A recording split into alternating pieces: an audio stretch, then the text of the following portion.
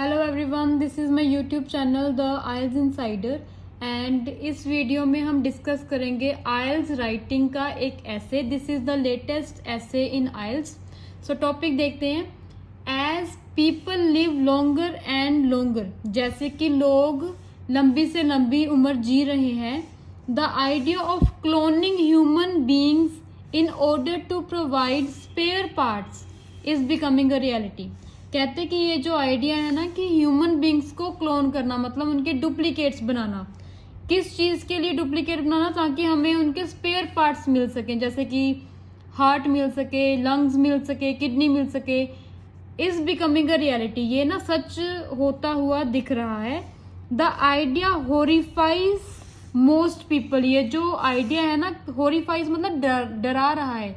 ये आइडिया काफी लोगों को डरा भी रहा है। Yet it is no longer mere science fiction.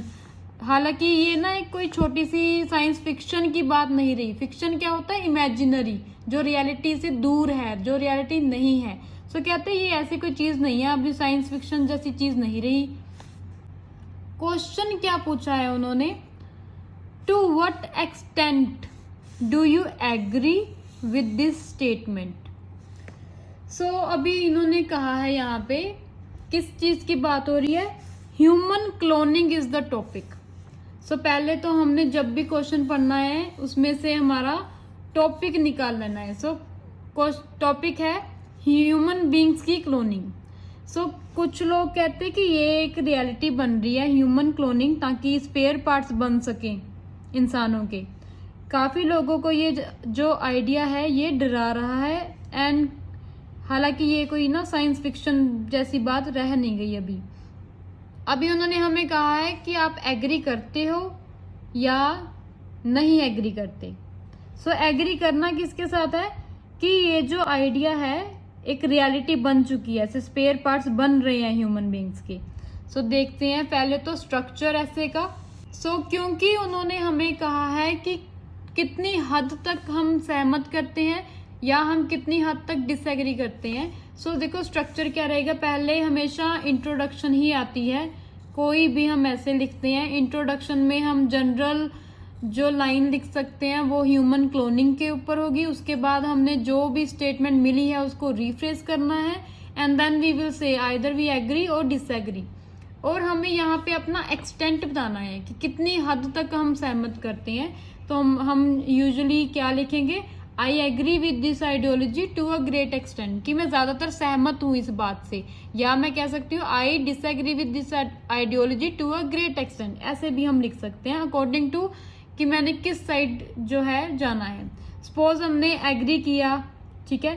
So I agree with this ideology to a great extent. What does this mean? कि मैं ज्यादातर सहमत हूं। तो मैं BP1 में एग्री का पॉइंट बनाऊंगी, BP2 में एग्री का अगेन एंड BP3 में डिसएग्री का पॉइंट बनाऊंगी। सो इसे कहते हैं हम 80% 20% रेशो। सो ऐसे हमने ऐसे करना है। इसी वजह से हमने क्या किया कि हम एग्री करते हैं ग्रेट एक्सटेंट। एग्री के 2 पॉइंट, डिसएग्री का 1 point. So what synonyms which we can use in our essay? Try करना है कि जो हमारे क्वेश्चन में लैंग्वेज या जो वर्ड्स यूज किए हैं हम उनके सिनोनिम यूज करें। सिनोनिम क्या होते हैं? Different word but meaning same रहता है। Cloning human beings, human duplicating, human replicating, recreation of human genetically identified copy, artificial human cloning. People को कह सकते हैं मासेस या इंडिविजुअल्स। सो हम फर्स्ट पॉइंट डिस्कस करते हैं कि हम इस जो ह्यूमन क्लोनिंग का प्रोसीजर है उससे एग्री करते हैं, मतलब हमें सहमत है इस प्रोसीजर से, क्योंकि ऑब्वियसली हमने इसके पॉजिटिव पॉइंट बतानी है। So very first point is reversion of aging process. People can live to any age they want. So कहते जो बुढ़ापा है उसका क्या हो जाएगा? रिवर्जन हो जाएगा, मतलब बुढ़ापा आएगा ही नहीं किसी को। लोग उतना जी पाएंगे जितना वो चाहते हैं इसके कारण। क्योंकि देखो अगर आप मिडिल एज या काफी इवन सीनियर सिटीजन्स को जो प्रॉब्लम होती है वो ये मेनली यही होती है कि उनके जो ऑर्गन्स होते हैं बेसिकली, जैसे किडनी, हार्ट फेलियर हो जाता है, तो अगर उनके ही स्पेयर पार्ट बनने लगे, ठीक है, तो फिर तो वो लंबी उम्र आराम से जी पाएंगे, क्योंकि कोई अगर प्रॉब्लम ही नहीं होगी। सो इसका होगा first point is reversion of aging, human beings would be able to live for longer years. Second is improvement of reconstructive and cosmetic surgery. So इस प्रोसीजर के साथ, ह्यूमन क्लोनिंग के साथ क्या होएगा, रिकंस्ट्रक्टिव एंड कॉस्मेटिक सर्जरीज जो होती हैं वो आराम से हो सकती हैं। जैसे आजकल ये काफ़ी चल भी रही हैं कॉस्मेटिक सर्जरीज, तो जैसे किसी का नोज नहीं सही, या इवन फेस ट्रांसप्लांट अगर आपने सुना हो, एक केस ऐसा हो गया है जो सक्सेसफुल भी रहा है। सो ये किसके अकॉर्डिंग पॉसिबल है, ये ओनली पॉसिबल है ह्यूमन क्लोनिंग के। सो अभी काफ़ी लोग तो कहेंगे कि ऐसे कॉस्मेटिक सर्जरी कराने की क्या ही ज़रूरत है, बट कई लोगों को ना, जैसे सपोज उनके एसिड अटैक हो गया, या बाय बर्थ ही उनका कोई फेस में कोई जेनेटिकल डिफॉर्मेलिटी है, तो उनके लिए तो ये this procedure is not less than a blessing. So एक बेनिफिट ये है ह्यूमन क्लोनिंग का। Third is production of organs, which I have already told, कि जैसे जैसे बड़े होते हैं, एज बढ़ती है, तो ऑर्गन जैसे किडनी, नीज खराब हो जाते हैं काफियों के, लंग्स खराब हो जाते हैं। सो वो अगर खराब हो भी गए, क्योंकि हमारे पास ह्यूमन क्लोनिंग के द्वारा स्पेयर पार्ट्स, स्पेयर ऑर्गन्स आराम से बन जाएंगे, तो उनको कोई दिक्कत आने ही नहीं वाली इन ऑर्गन्स के रिलेटेड।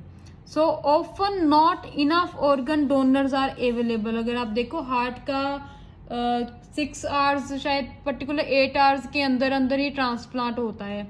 सो और डोनर्स की ना मिलने के कारण कईयों की डेथ ही हो जाती है। सो ह्यूमन क्लोनिंग क्या कर सकती है, उन लोगों को जीवन दे सकती है। Risk of rejection of new organ are nullified.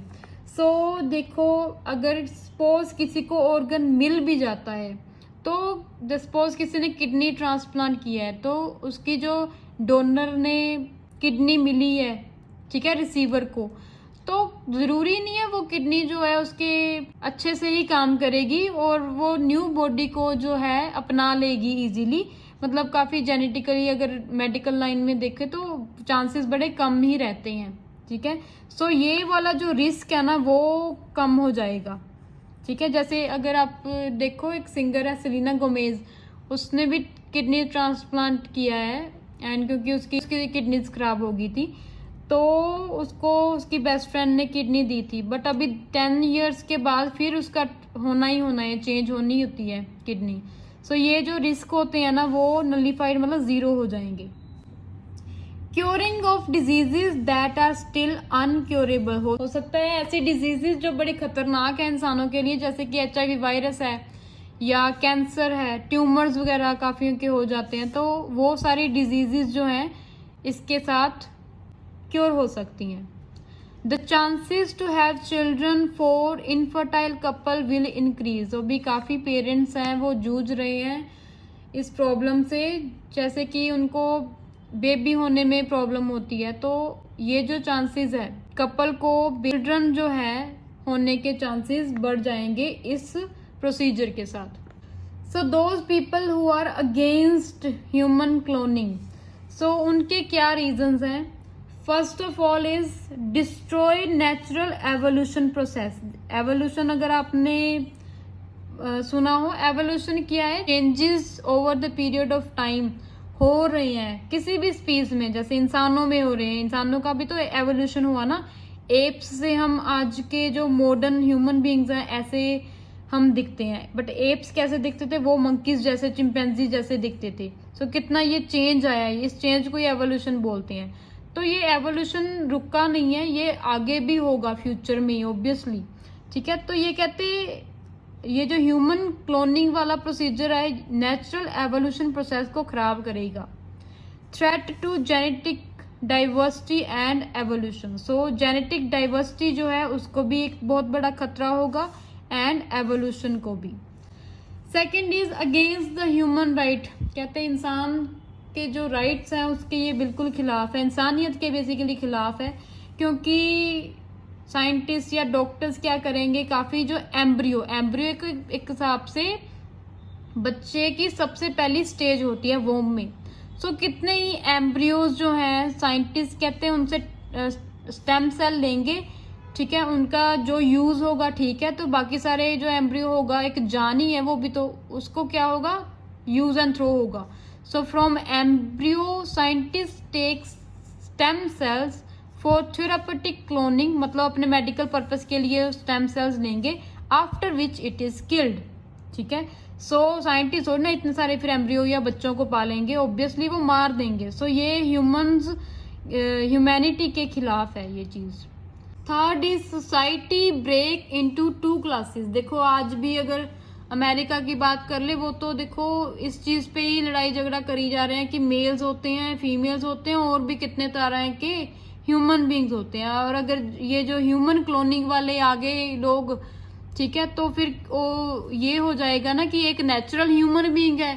सो एक ह्यूमन बीइंग्स है जो जैसे जिन्होंने कॉस्मेटिक सर्जरीज कराई हुई है या ह्यूमन क्लोनिंग का यूज किया हुआ है, सो उसके बीच में भी काफी क्या आ जाएंगी, सोसाइटी हमारी ब्रेक कर जाएगी।